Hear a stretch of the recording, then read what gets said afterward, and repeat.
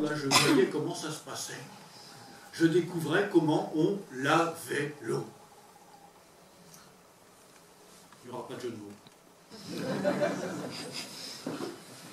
Alors je me suis dit à ce moment-là, en fait, si j'avais pas nagé le crawl, ça n'aurait pas senti mauvais. Comme quoi, il suffit de ne pas brasser la merde pour que ça se sente bon. J'ai fait le chemin à l'envers, je suis revenu jusqu'à l'intersection. Et là je me suis dit, il reste... Allez, je vais encore en explorer un. Et j'y suis allé en mode papillon.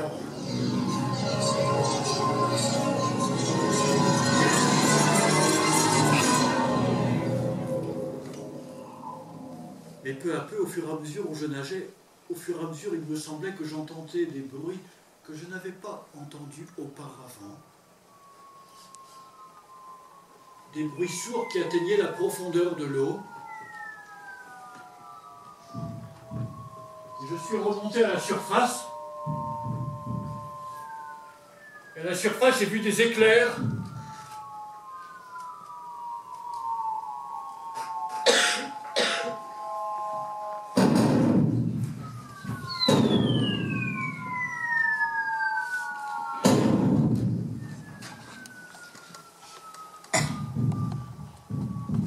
C'était pas un feu d'artifice, non.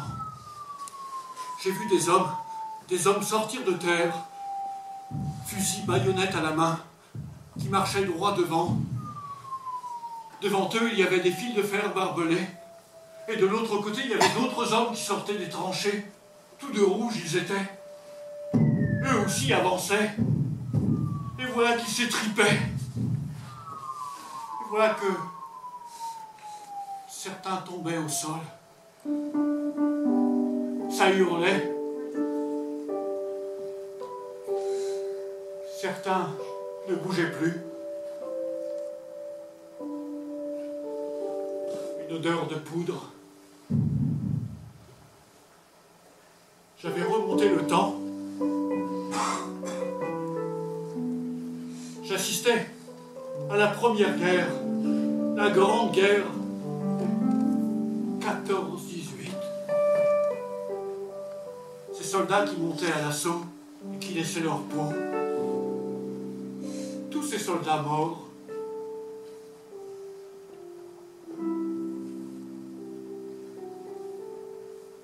Et puis voilà que deux grandes lumières se sont allumées. Deux immenses projecteurs. La scène de combat s'est éclairée.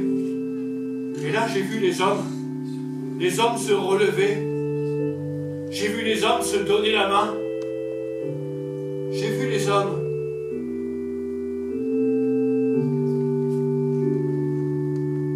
et là, derrière eux, j'ai vu d'autres hommes, des femmes, des enfants qui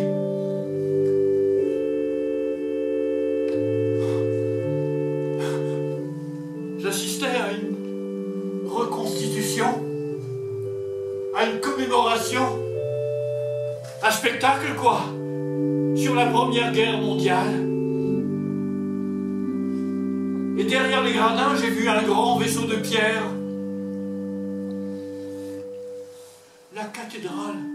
La cathédrale d'Amiens. J'étais au milieu du parc Saint-Pierre. Et devant moi, la cathédrale. Ah, quand je vais raconter ça à ma femme, jamais elle me croira. Et voilà que des gradins, une femme s'est levée. Et voilà qu'elle a couru, elle a traversé. Et voilà qu'elle est arrivée devant l'étang. Elle a pris de l'eau au creux de sa main, elle s'est épongée le front. Cette femme, sûre que je l'avais déjà rencontrée, elle était belle comme une princesse. Ouais, comme une princesse c'était. Ah ben moi qui voulais raconter une histoire là.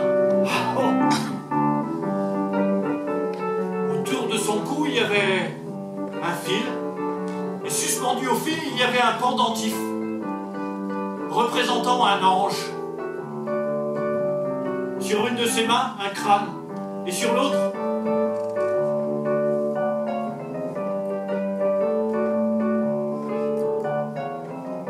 je ne savais pas quoi, peut-être quelque chose pour mesurer le temps. Et sur sa joue, une larme qui se serait comme cristallisée. Ben oui, c'était l'ange, l'ange pleureur de la cathédrale d'Amiens. Je le reconnaissais maintenant, oui. Mais d'où viennent les larmes des anges? Les larmes, elles montent ou elles descendent? Et pourquoi elles sont salées? Si elles étaient sucrées, peut-être qu'on pleurerait plus souvent. Si elles étaient acides, peut-être qu'elles trouveraient nos souliers. Et voilà que du public, un homme surgit. Il marche derrière la femme. Kate! Kate! Come on, Kate! Let's go now! The show must go on! Prince William! Kate! Kate! La princesse d'Angleterre! Elle était là juste devant moi, je ne l'avais pas reconnue. Quand j'avais raconté ça à ma femme, j'avais vu la princesse d'Angleterre. Je me souvenais, j'avais lu dans le JDA qu'on ferait un bijou à l'effigie de l'ange pleureur de la cathédrale d'Amiens et qu'on lui offrirait. C'était donc pour elle.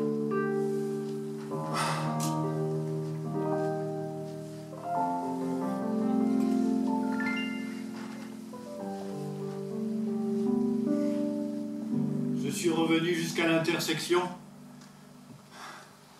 J'étais un peu fatigué. J'avais pas mal nagé. Bon, je me suis dit maintenant je vais remonter à la surface, mais je me suis dit que si je remontais là, j'allais raconter tout ça à ma femme, peut-être qu'elle allait m'écouter, mais si je lui disais qu'il y avait un 4e conduit et que j'étais pas allé l'explorer, elle me dirait pourquoi t'as pas fait ça? Alors finalement, ben, je me suis dit, tant que t'es là, autant y aller.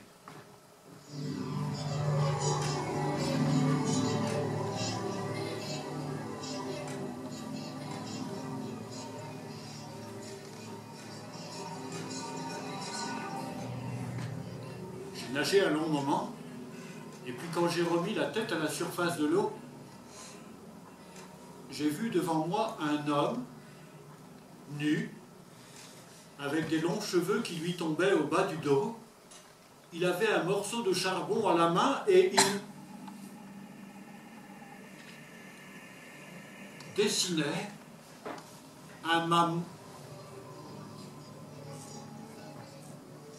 un rhinocéros laineux. Et juste à côté de lui,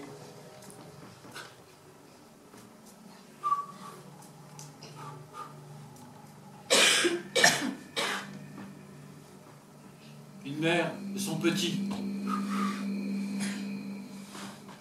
C'était trop mignon.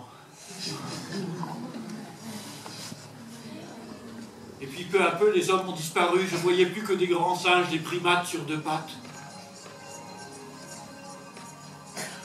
Et voilà qu'il n'y avait plus que des singes qui sautaient d'arbre en arbre et de branche en branche et de liane en liane.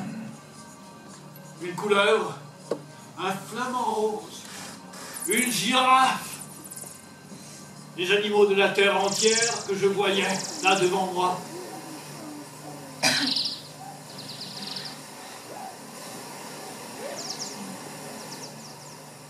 Un kangourou.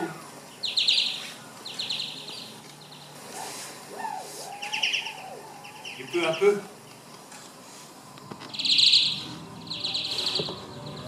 un nuage de poussière est arrivé. Peu à peu, j'ai senti le froid. J'ai continué à nager plus loin. Et là, quand j'ai remis ma tête à la surface de l'eau devant moi, 30 mètres de long, 10 mètres de haut, des dents longues comme des épées, un diplodocus.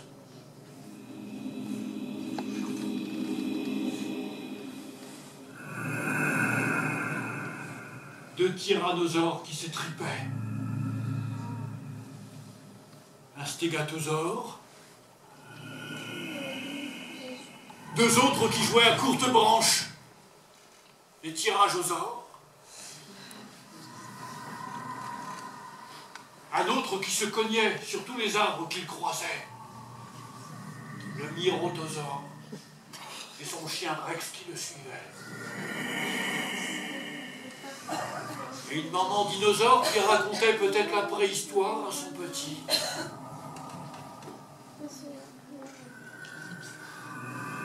Peu à peu, les dinosaures ont disparu. Et puis là, sur Terre, j'ai vu un poisson qui avançait avec ses nageoires. Et un peu plus loin, une pierre qui respirait, une stromalotite. Puis les poissons ont disparu, il n'y avait plus que des petits bactéries. Et puis une soupe primitive, brûlante, faite de lave. Je voyais la lune qui est un enfant de la Terre, je voyais le soleil qui brillait de 1000 feux. Et je voyais la Voie lactée, et ses milliards d'étoiles. Autant d'étoiles dans la Voie lactée que de grains de sable sur la Terre. J'ai franchi la Voie lactée. J'ai vu d'autres galaxies. Et au fur et à mesure où je voyais, au fur et à mesure, l'univers se contractait, comme un ballon qui se dégonflait. Et l'univers entier est devenu plus petit qu'un petit grain de riz.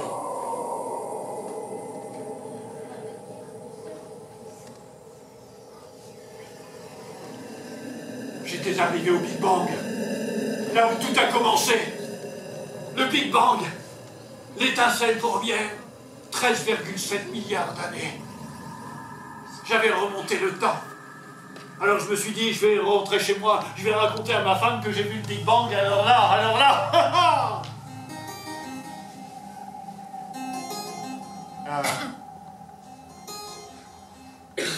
Oui, elle va me dire, si t'es pas allé voir ce qu'il y a avant, tout le monde le sait, hein, le Big Bang est à l'origine de tout, hein, tu vois. Tant qu'à être là-bas, si t'avais nagé encore un peu plus, peut-être que t'aurais vu. Alors, en me disant ça,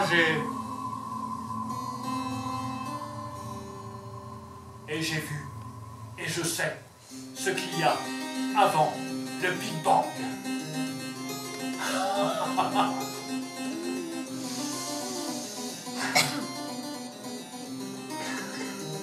Là, quand je vais rentrer chez moi, non seulement ma femme m'avait écouté, mais même les astrophysiciens viendront chez moi et je leur dirai ce que je sais. J'ai vu, je connais. Alors j'ai fait le chemin arrière pour revenir jusqu'à la mare. J'étais comme un poisson dans l'eau, j'ondulais. Pas comme une sirène, sinon ma femme aurait cru qu'à moitié. Je suis arrivé à la grande intersection, j'ai repris le premier conduit et je suis arrivé face au myriophiles, au potamo.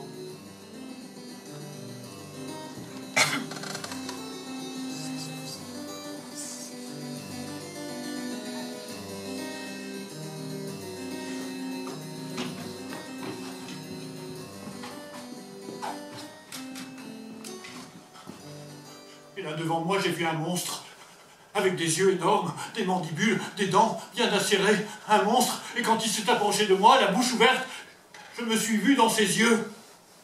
Et là, dans les yeux du monstre, j'étais... Tétard. Tétard. Vite, vite, j'ai nagé dans les profondeurs de la mare. Mais un peu plus loin, j'ai croisé Papa Triton et Maman Triton qui me poursuivaient pour me dévorer. Vous les connaissez, les tritons et les tritones? Non? Pas vraiment? Le triton mâle, il a le ventre orange. Et la tritonne, elle est grise, un peu plus grosse que le mâle. Et le mâle, bien crêté, s'approche de la femelle. Il ondule de la queue comme ça. Et elle est médusée, elle ne bouge pas pour le regarder. Et alors, à un moment donné, simplement... Une fois qu'il est positionné devant elle, à un moment donné, il recule légèrement. Et au moment où il recule légèrement, il lâche ses petites graines, ses spermatozoïdes, quoi. Alors la femelle, elle a un cloaque sous le ventre. Vous savez, comme les canadaires qui ont une porte pour saisir l'eau des lacs. Et la femelle, elle avance, elle ouvre son cloaque, elle absorbe les petites graines, les spermatozoïdes qui rencontrent les ovules, et c'est ainsi que les tritons sont fécondés.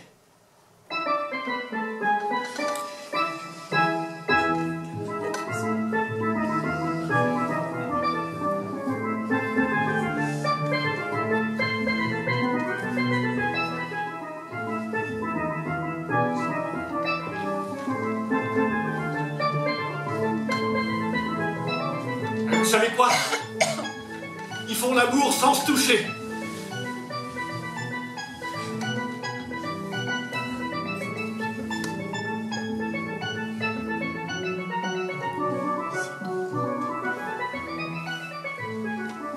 Toujours est-il que là, Papa Triton et Maman Triton, ils me poursuivaient pour me manger. Et moi, j'étais plus qu'un vulgaire tétard dans la mare. Je me suis caché sous la feuille du nénuphar. Et bien vite, une guérisse a voulu m'attraper et me dévorer à son tour. Alors vite, j'ai replongé dans le myriophile. Je passais mon temps à me cacher, à me protéger des prédateurs. Je me suis dit, mais comment je vais sortir de là, moi? J'étais homme, je suis passé à homme grenouille, et me voilà tétard dans la mare. Moi, je me suis dit, je vais remonter à la surface, et si ma femme fait le tour de la mare, elle va bien, à un moment donné, me repérer. Un tétard à moustache, il n'y en a pas trois, même pas deux. Et finalement, j'avais beau remonter à la surface de l'eau, il semblait qu'elle ne me voyait pas. Ah ben, je me suis dit, je vais faire comme pour les soldats qui ont peut-être rempli d'eau les temps Saint-Pierre, de leur malheur et de leur misère, je vais pleurer dans l'eau de la mare. Alors j'ai pleuré dans l'eau de la mare en espérant que ça remonte, le niveau de l'eau. Et je me suis dit, si la mare déborde, je vais frétiller de la queue, je vais aller jusqu'à la baie vitrée. Ma femme m'a vu voir devant la baie vitrée, elle m'ouvrira, et là, elle verra bien que c'est moi, et il suffira qu'elle m'embrasse. Et quoique parfois, dans les histoires, quand une femme embrasse un tétard, c'est la femme qui devient elle-même...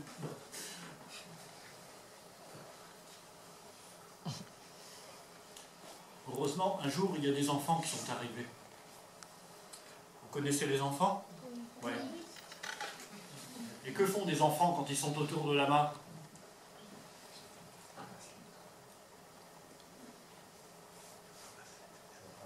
Ils se noient. Non.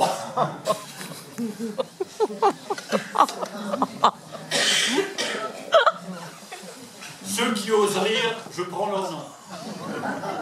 Non, les enfants autour de la mare, qu'est-ce qu'ils font? Ils prennent un bâton, une boîte de conserve, une ficelle, ils attachent la boîte de conserve au bout du bâton, puis ils vont pêcher dans la mare pour attraper une grenouille, un triton ou un tétard. Et ma chance était là, il y a un enfant qui est arrivé, il a pris un bâton, une boîte de conserve, une corde, il a plongé le bâton dans l'eau, la boîte de conserve était au bout, et moi je me suis dit, je vais me faufiler dans la boîte de conserve, il va me ramener à la surface, il va me ramener dans la maison, et là, ma femme, elle va me reconnaître. Il a remonté la boîte de conserve, j'étais dedans. Il est passé par la baie vitrée, il m'a mis sur la table de la cuisine de la maison, et il m'a transvasé dans un verre d'eau. Ben, je voyais la cuisine en transparence. Et après un si long voyage, ça me rassurait. Hein. J'étais content de revoir un frigo, un lave-vaisselle, un buffet. Je me suis dit, là, quand ma femme va arriver du travail, quand elle va me voir en transparence dans le verre d'eau, forcément, elle me reconnaîtra.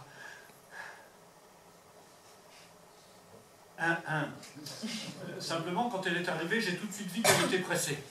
Elle a jeté son sac, son cartable a glissé comme ça sur le carrelage, et puis vite, elle a pris son téléphone, elle a téléphoné, et là, j'ai compris qu'elle parlait à un médecin, à une sage-femme, non, qu'elle allait passer une échographie et qu'elle était légèrement en retard. Une échographie? Mais ma femme attendait un peu... Mais oui, je me souvenais maintenant, avant de plonger dans la mare, ma femme et moi, on attendait un bébé. Elle allait devenir maman et moi papa pour la première fois. Et voilà qu'en la regardant, là, quand elle s'est approchée de la table, j'ai vu que son ventre s'était arrondi. Ouais, mais je me suis dit, si je reste tétard, je ne pourrais pas l'accompagner. Enfin, elle va me voir. Mais vite, elle était pressée. Vite, elle a marché vers la table. Vite, elle a pris le verre d'eau. Elle a fermé les yeux et... Oh!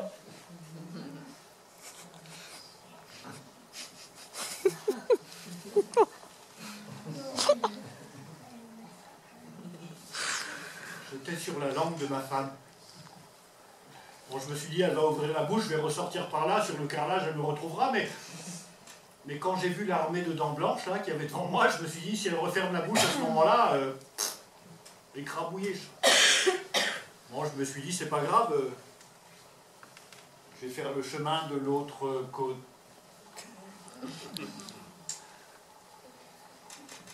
Cuvette, WC, station d'épuration. Toujours est-il que je suis descendu, pas par la trachée, hein, pas faire de mauvaise route, hein, je suis passé par l'œsophage, et puis en passant par l'œsophage, j'ai entendu battre le cœur de ma femme. 42 minutes. 42 coups par minute, elle fait. Ouais. Et puis au fur et à mesure où je descendais, je suis passé par l'estomac. Mais juste avant de glisser vers l'intestin, je me suis trouvé une toute petite porte de sortie entre deux tissus. Je me suis faufilé là, et en me faufilant, à un moment donné, j'ai vu devant moi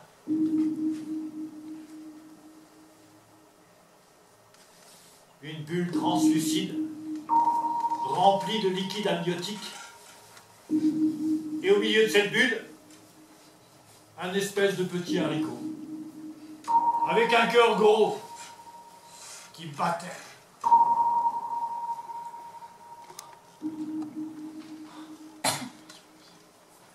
Et puis peu à peu, au-dessus du petit haricot s'est formé comme une petite gouttière.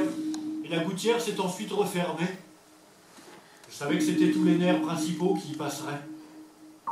Et à l'extrémité du haricot, il y avait une queue qui s'est transformée peu à peu en jambes, en pieds. Et puis il y avait des bourgeons de l'autre côté qui se sont transformés en bras, en mains et en doigts. Et sa tête se développait. Ça prend du temps pour faire un enfant. 1 mois, 2 mois.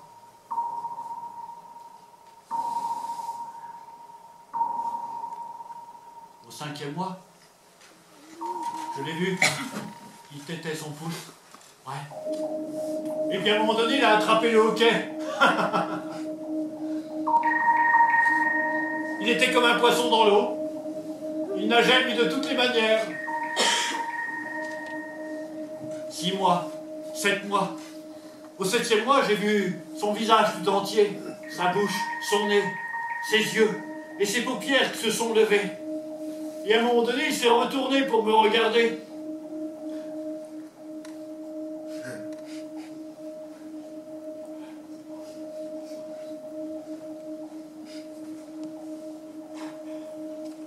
Je suis ton père.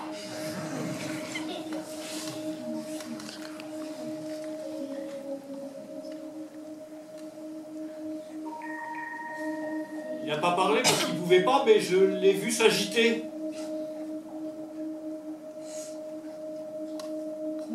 Et j'ai compris qu'il me disait, mais tu es sûr de ça? Oh! Pas de ça à la maison, garçon, hein? Bien sûr que je suis ton papa, quoi. Je suis pas comme les coucous du jardin, là, qui vont pondre dans les nids des voisins, hein?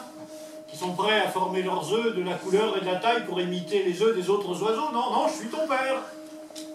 Et puis si tu me crois pas, quand tu naîtras, tu demanderas à ta mère. Papa peut-être, maman sûrement. Quoique avec les mères porteuses, maintenant, c'est plus conséquent.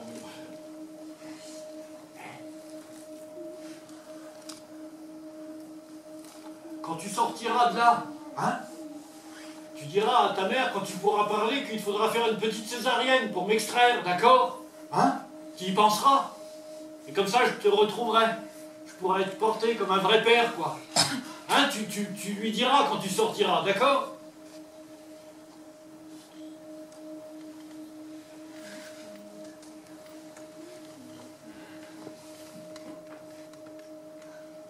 Hein?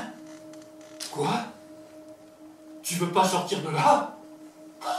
il veut pas sortir de là. Le blaireau. Dis donc. De toute façon, tu pourras pas faire autrement, hein? Il faudra sortir, mon gars. Ouais, il faudra sortir, mon gars. Et pourquoi tu veux pas sortir de là? Ah, tu sais, je vais te raconter. Quand tu vas sortir de là, tu sais ce que tu entendras? Le silence. Là, t'entends toujours ta mère qui digère. Et t'entends le battement de son cœur, elle tient aussi. Mais quand tu sortiras, tu connaîtras le silence. Ça vaut le coup, tu sais. Hé, tu sais, quand tu la verras, tu verras, elle a des yeux comme des planètes, avec des billes noires à l'intérieur. Tu pourras sentir le parfum de sa peau. Et tu verras, quand elle se sourira, les dents éclatantes qu'elle a.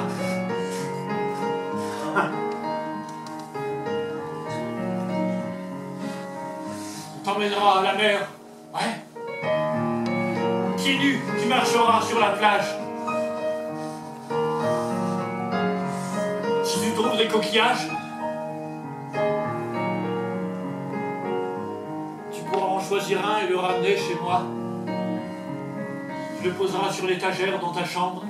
Et tu ramèneras peut-être aussi un galet doux, bon et chaud.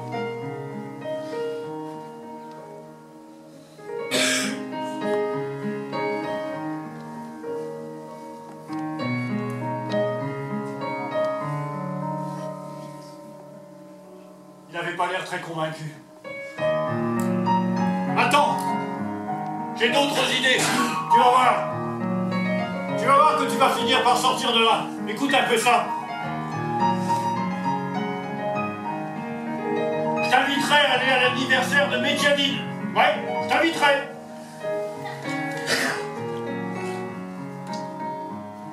Et puis, plus tard, tu iras faire un voyage à Venise. Ouais. Tu verras le ciel bleu, bleu, bleu, pur, pur. Et tu verras comme la montagne, elle est belle.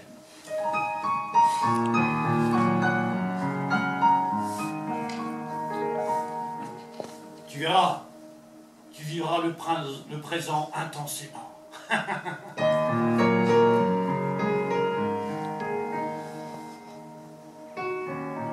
Et peut-être qu'un jour tu rencontreras une belle que tu aimeras.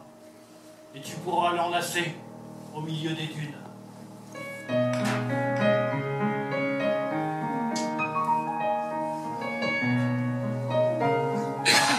Et puis je te présenterai à grand-père. Tu sais, grand-père, il te préparera des frites avec de la mayo. Tu les mangeras avec les doigts. Tu vas voir, tu te régaleras. Je te présenterai les berges ronnettes près de la mare. Elles sautillent comme sur des marènes imaginaires. Et puis certains matins, quand tu seras de bon entrain, tu pourras sauter sur ton ombre. Alors, qu'est-ce que tu dis de ça?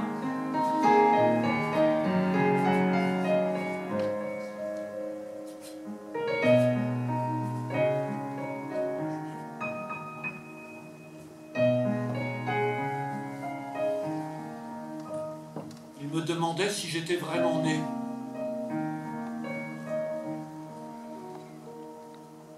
Mais quand naît-on vraiment? Quand peut-on dire que l'on est vivant?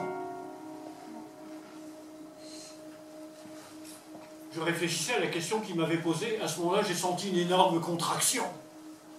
Oh, je me suis dit, ma femme, elle doit accoucher. Une énorme contraction. Mon bébé allait sortir de là. Et puis quand il pourrait parler, il me dirait quoi? Et puis je sortirais à mon tour. Mais voilà que j'ai senti une pression énorme sur mon épaule. Et voilà que j'ai eu les yeux complètement éblouis par une grande lumière. Et voilà que j'ai entendu une voix. Un homme qui me parlait, avec une calotte verte sur la tête, avec un masque blanc sur la bouche, avec une blouse verte et des bottes blanches. À sa main, une paire de ciseaux. Et à ses côtés, une infirmière. Et une sage-femme qui était devant moi. Et elle tenait dans les bras un bébé. Le cordon ombilical n'était pas coupé. Et là, juste à côté, il y avait ma femme qui venait d'accoucher. Et l'homme en vert m'a dit, « Hé, alors, monsieur, je sais, ça arrive parfois. Vous êtes évanoui quand vous avez vu ça. C'est normal, c'est impressionnant, oui. Ben oui, un accouchement. Mais maintenant, vous la voyez, la paire de ciseaux, vous voyez le cordon. Alors le cordon ombilical, vous le coupez ou vous le coupez pas?